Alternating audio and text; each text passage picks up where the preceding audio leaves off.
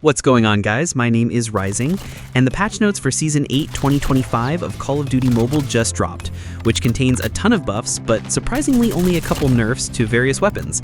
And today we'll be diving deep into the weapon balancing details and discussing whether the changes were satisfactory or not.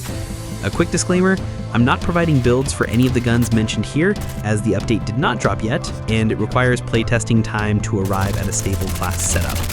But on the bright side, I'll be analyzing each adjustment in depth and giving my feedback on every single one of them to conclude whether it had any effect on the weapon or not.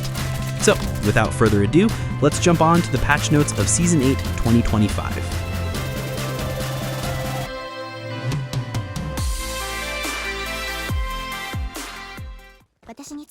Starting with the assault rifle category, we've got changes for half a dozen weapons, and let us kick things off with the Type 25, which got a buff to its upper arms multipliers, increasing from 1 to 1.5 times.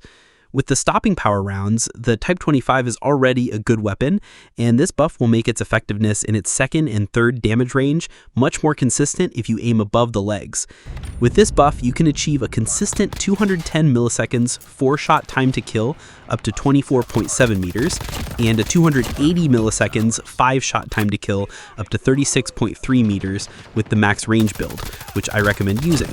But apart from the damage multiplier buff, the Type 25 also got improvements to its ADS bullet spread, which is much better now, and you don't need to use the steady stock anymore, and you can use the light stock for improved strafing.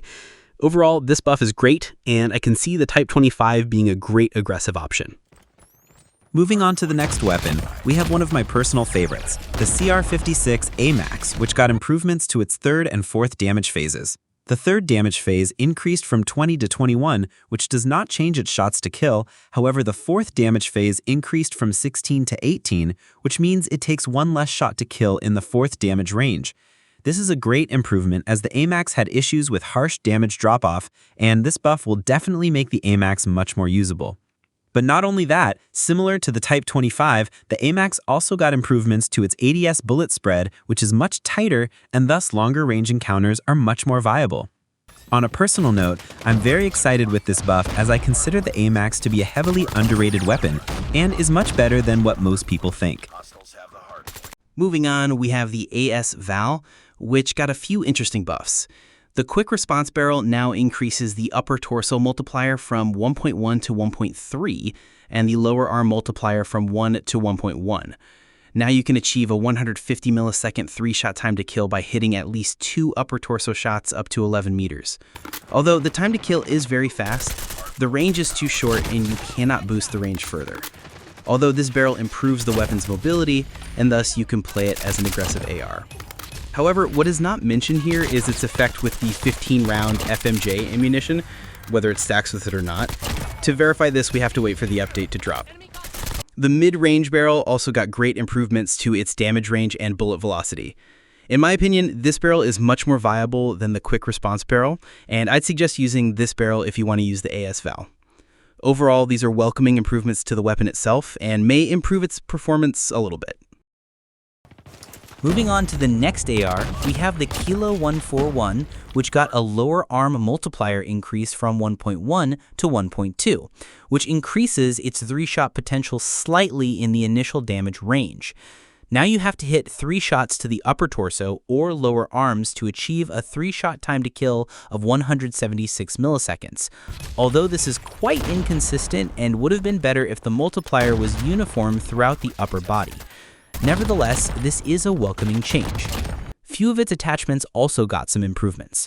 The Marksman barrel now has lesser ADS time penalties. The 40-round mag no longer decreases movement speed, and the 50-round mag has lesser penalties as well. These changes are also quite welcoming and may result in a little more consistent 3 shots, but they do not address the main problems with the Kilo, which is its harsh initial recoil and poor BSA. Coming up next, we have the Maddox, which got increased multiplier to the lower arms from 1 to 1.1 times, which will make it more consistent in its third damage range. Its second and third damage ranges also got improvements, and now you have to hit 4 shots anywhere but the legs and lower torso to achieve a 4-shot 249 milliseconds time to kill up to 35 meters, which can be further boosted if you're using the monolithic silencer barrel. However, the buffs do not address its main issue, which is the bad ADS bullet spread and lack of attachments options that boost it. And coming to the final assault rifle, we have the Groza, which saw improvements to its head and upper torso multipliers. Now you can get a 3-shot 160 millisecond time to kill in the initial damage range by hitting 3 shots to the upper torso or 2 shots to the head mixed in with body shots. The reinforced barrel now also improves lower arm multipliers, which is nice, but the barrel has too much mobility cons, and it's better to avoid it. The buffs do not address its main issue, which is the horrendous recoil pattern, which limits the Groza from being a decent option to use. So far, we have seen quite interesting improvements to the assault rifles. Some are great, while some could have been better. But with that, let us now come to the submachine gun category, starting off with the RUS-79U, which got a much-needed damage buff to its second damage phase, not resulting in a 4-shot 234 millisecond time to kill up to 20 meters by hitting above the legs, which can be further extended to 30 meters by using the marksman barrel and monolithic suppressor, which is recommended. This is a great buff to the weapon, and I can see many players using it even more now, especially with the free legendary blueprint. Moving to the next gun, we have the Chicom, and let me tell you, the Chicom is going to be busted this season. The second damage phase is increased from 25 to 26. You may be thinking, okay, that's it. That doesn't even change its shots to kill, so why so much hype? Well, you forgot about the damage multipliers. Chicom deals 1.3 times damage throughout the body, including the arms, and 26 times 1.3 is 33.8. times 3 is above 100. Now it can one burst in the second damage phase as well, up to 16 meters, and if you build it for max range, it can one burst up to 24 meters with a time to kill of 150 milliseconds. Some of you will be saying that the Holopoint CX9 still outperforms it with a one burst time to kill of 116 milliseconds, which is 2 frames faster than the Chicom while having much better handling and mobility. So why use the Chicom altogether? Well, you forgot about the tiny mag size of 12 rounds for the CX9, while the base Chicom has 39 rounds, which can be increased to a colossal 51 rounds with extended mags. And also, the Chicom features much lower recoil than the CX9 and also has much better BSA and hit flinch. On top of that, it is a hit scan. Now you justify your argument, and I know that you can't because the Chicom is now much better, and it's not even funny how strong it can be in the competitive scene. It will definitely be a top tier weapon now based on its stats, although we need to wait for the update to drop and come to a conclusion. And there goes a lot of time explaining about the Chicom. Moving on to the next gun, the MAC-10 saw improvements to its lower torso multiplier, improving from 0.9 to 1. This means that it can now consistently kill with a 5-shot time to kill of 200 milliseconds up to 17 meters if you land your shots above the legs. The range can be extended up to 21.3 meters by using the rifling barrel. This buff addresses one of its primary drawbacks, being the inconsistent damage multipliers. However, it still has terrible BSA and slow bullet velocity, and thus the MAC-10 should be used only in extreme close quarters. The range profile also got little improvements, where its first damage range increased from 9 meters to 10 meters, and its third damage range increased from 20 meters to 24 meters. These are welcoming changes, however, they're not so much impactful for it to be an upper tier option. And finally coming to the most anticipated nerf for over 9 months, the USS 9 is finally getting another nerf, this time to its bullet speed, being reduced from 660 meters per second to 600 meters per second. And if you use the Carbine Pro barrel, your bullet speed is now 810 meters per second, which is still very good for most of the encounters. The no stock also got its movement speed buff removed, so it'll be a little less mobile, but will still have faster mobility than all of the assault rifles. This nerf practically did nothing to the gun, and it is here to stay as the best weapon for a few more seasons, unfortunately. The no stock is not a mandatory attachment for the weapon, it is just a bonus attachment. If they really want to nerf the gun, they should adjust the 41 AE caliber, which is the actual mandatory attachment for the USS 9. And that wraps up with the SMG category. We saw some solid buffs and useless nerfs to weapons. But now moving on to the light machine gun category, we have only one gun here, which is the MG82. It got improvements to its first and second damage ranges. The first range increased from 10 meters to 15 meters, and its second range from 20 meters to 25 meters. These are welcoming changes, but does not address its primary drawbacks being inconsistent damage multipliers and attachments that has insufficient increase to its damage multipliers, resulting in a slow TTK.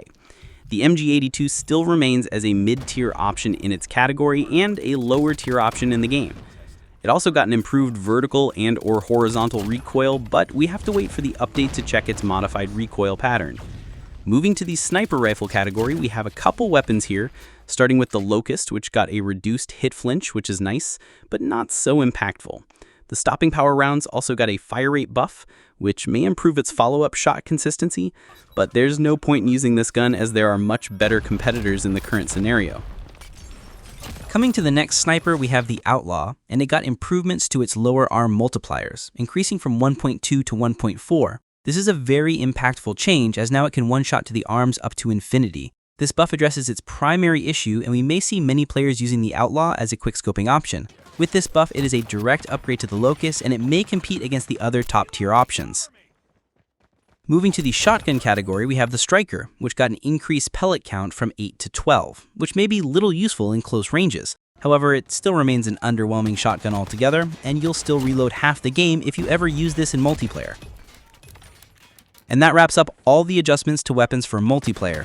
We have a couple BR exclusive changes as well. The HS2126 got a nerf to its second damage phase, resulting in slightly lower time to kill, but remains as a good close-range spammable option in Battle Royale. We also have another buff which nobody asked for. This is to the crossbow, which now does 150 damage up to 40 meters. After that, it drops to 100. With this buff, it can two-shot a 300 HP player in the first damage range, but why on earth would you even use the crossbow when there are a zillion other options to use in Battle Royale? And that wraps up with the guns.